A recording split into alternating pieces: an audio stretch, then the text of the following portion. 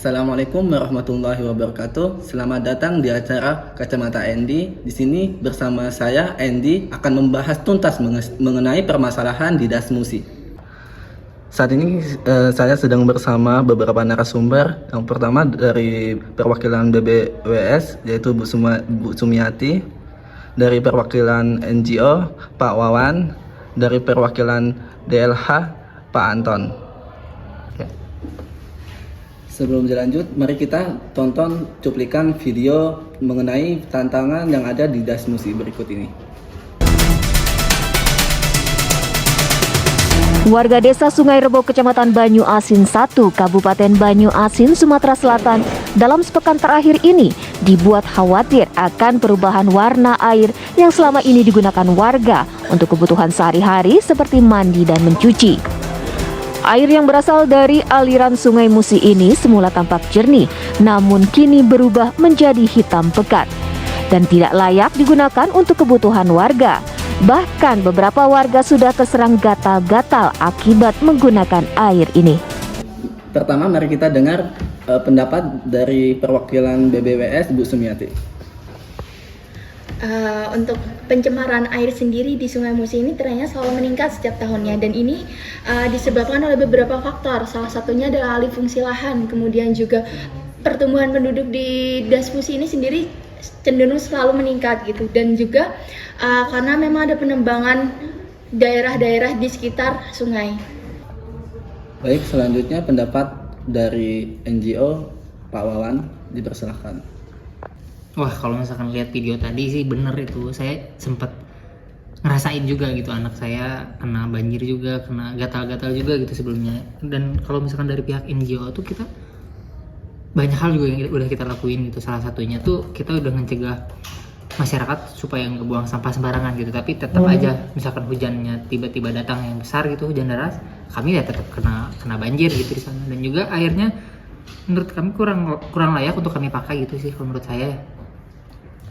Lalu bagaimana pendapat dari pihak DLHK terkait video tersebut?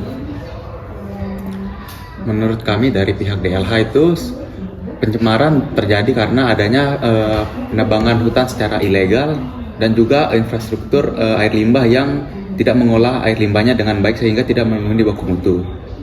Seperti itu. Berdasarkan pendapat Bapak dan Ibu tadi, jadi benar bahwasanya di Dasmusi telah terjadi beberapa permasalahan.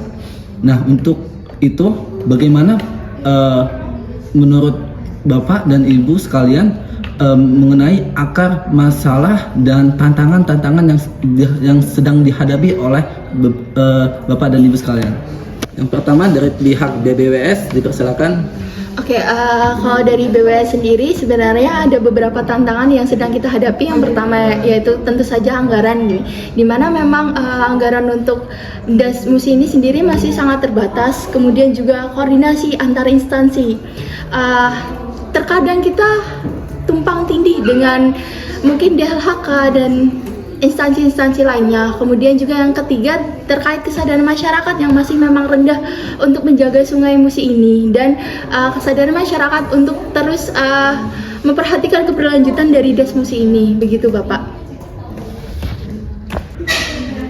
Selanjutnya, bagaimana tantangan dari pihak NGO terkait permasalahan yang ada di Dasmusi? Mungkin bisa dijelaskan.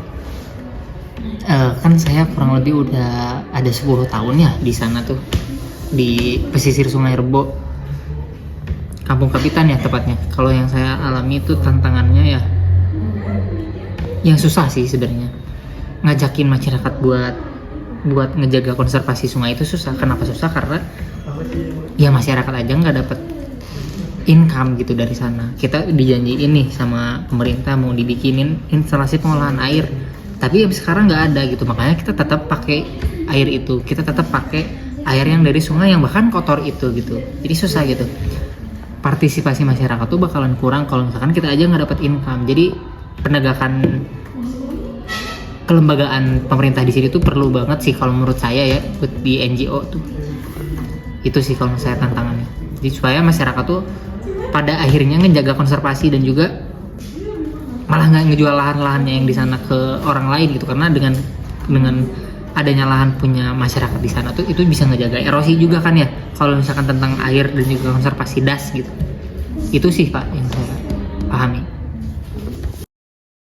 Selanjutnya dari pihak DLHK mungkin bisa menyampaikan tantangan serta permasalahan yang ada di Das Musi.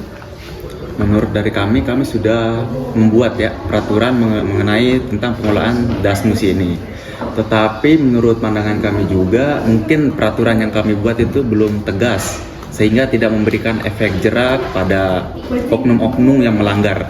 Dan kami juga kekurangan personel di lapangan sehingga banyak oknum-oknum yang masih bisa berbuat seperti itu. Dan juga budaya-budaya yang ada di Das Musi ini tidak sesuai dengan prinsip konservasi air. Seperti itu. Jadi setelah mendengar dari pendapat Bapak dan Ibu sekalian, ternyata di Das Musi banyak permasalahan serta banyak tantangan-tantangan yang perlu kita hadapi ke depannya kayak gimana. Yang mungkin bisa saya simpulkan beberapa tantangan yang telah Bapak dan Ibu sampaikan. Yang pertama yaitu sana masih banyak orang yang suka membuang sampah sembarangan di sungai yang mengakibatkan terjadinya banjir kayak gitu. Dan di sini juga terdapat kendala anggaran, koordinasi antar instansi serta kesadaran masyarakat yang masih kurang kayak gitu. Dan dari segi regulasi juga masih banyak orang yang melanggar gitu ya, dan penegakan hukumnya harus lebih ditingkatkan lagi kayak gitu. Serta budaya-budaya di sana tidak mendukung konsep konservasi air. Sekian tantangan-tantangan yang ada di dalam Das Musi pada acara Kacamata Andy. Terima kasih kepada narasumber yang telah hadir pada kesempatan kali ini. Sampai jumpa di pembahasan selanjutnya.